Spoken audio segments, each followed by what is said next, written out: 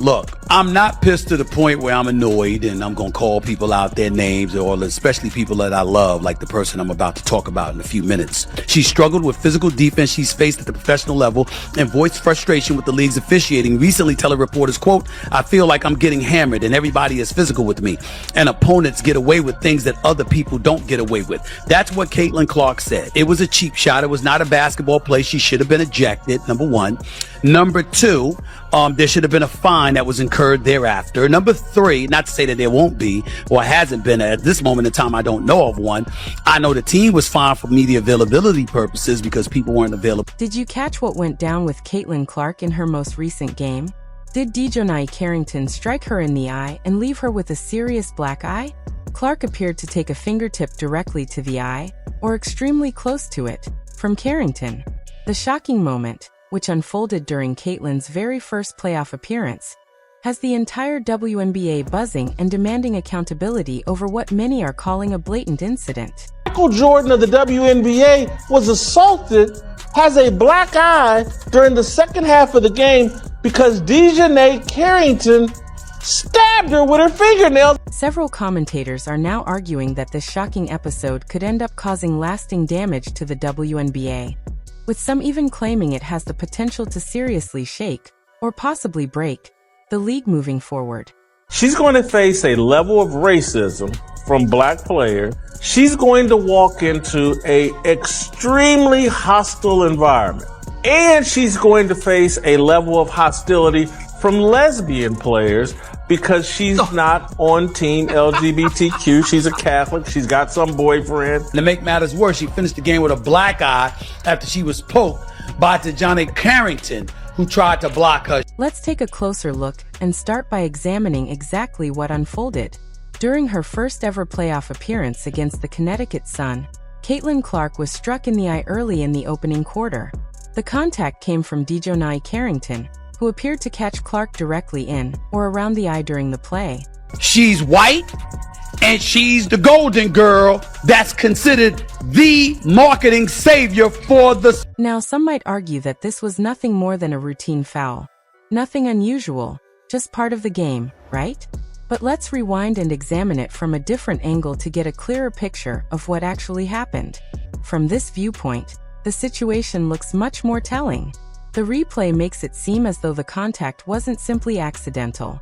Based on this camera angle, the foul committed by Dejounte Carrington doesn't appear to be an innocent or harmless mistake. When Clark's trying to pass the ball in the first 2 minutes of the game, and this woman swats at the basketball and somehow decides to turn her hand down and her fingernails and jab him right into the eye. This raises a major concern. It turns the moment into something far more serious than just routine contact. The question some are now asking is whether Dejounte Carrington may have intentionally tried to leave Caitlin Clark with a black eye. No way does somebody's arm go from this situation into someone's eye. Like, that does not happen. Like, look, that very, very, very unlikely. And the controversy doesn't end there. What makes the situation even more shocking is that the officials didn't call the foul at all. Immediate fallout and reactions. The fact that the referees allowed the play to continue without penalizing it has left many people stunned and questioning how something like that could have been overlooked. Got me pretty good in the eye. I don't think it affected me. Honestly, I felt like I got good shots. They just didn't go down, and obviously a tough time for that to happen. Like, I got some really good looks. I felt I had three wide open threes in the first half that, like, you usually make. So that's tough, but I felt like I battled and tried my best. It's hard to wrap your head around it. A marquee player like Caitlin Clark appears to have been singled out by defenders trying to slow her down and prevent her from advancing. And instead of competing straight up, it looked as though things may have crossed the line. Rather than matching skill with skill, critics argue that the opposition resorted to overly aggressive tactics against a rookie playing in her very first postseason game. At this point, it's no longer just about Dejounte Carrington and Clark. The controversy has grown into something much bigger. People are now questioning why WNBA officials didn't blow the whistle on the play, and what the situation says about player protection and officiating standards moving forward. Foul call. No refs stopping the game to go. Is this a flagrant?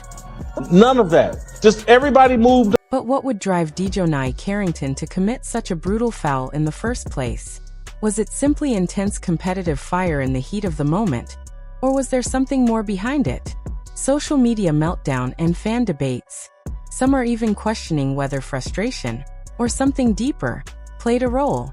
When people point to past incidents and playing style, critics argue it suggests the motivation may not have been purely about basketball. Meal ticket, the reason why you have relevancy, just got stabbed and assaulted. She has also been accused of making inflammatory remarks, reportedly labeling Caitlin Clark's supporters as the nastiest in the league just before the playoff matchup.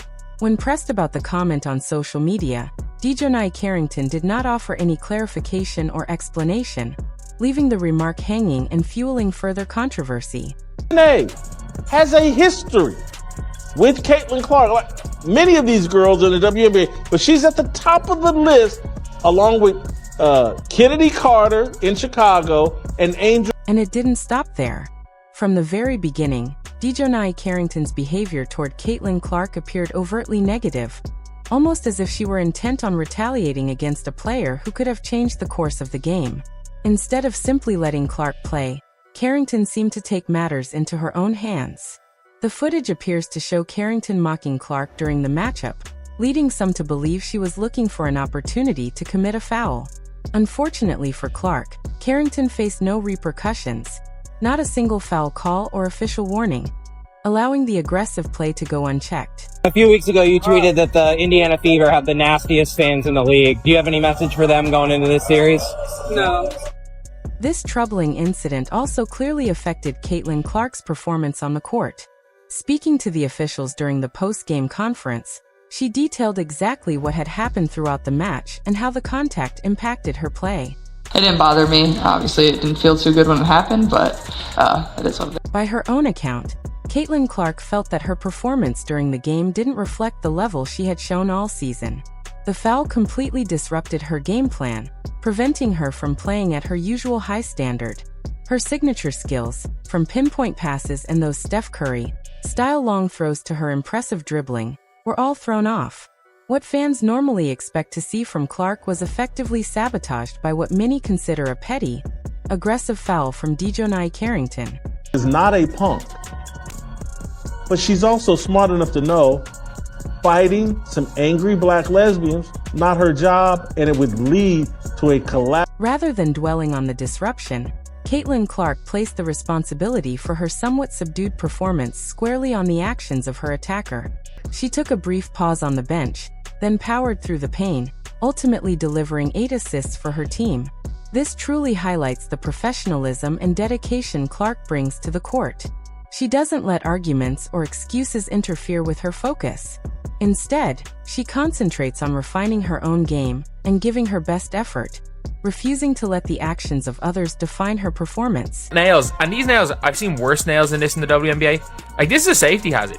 Like, having nails that long, and they're longer than this now. But like, nails like that are a safety. During a heated playoff matchup, Caitlin Clark faced repeated aggressive fouls, including a shocking eye poke from Dejounte Carrington. Yet the referees failed to call any flagrant fouls. Her coach, Christy Sides, also didn't address the officials, leaving Clark and her team under immense pressure. Later, Clark was shoved by Kennedy Carter and struck on the head by Angel Ree, further highlighting a pattern of targeted aggression. Despite these attacks, Clark remained professional, stayed focused on her game, and avoided retaliation. Analysts and legends like Charles Barkley criticized the petty behavior, praising Clark's composure. Even amid the drama, Clark battled through, protected the ball, and gave her best effort on the court.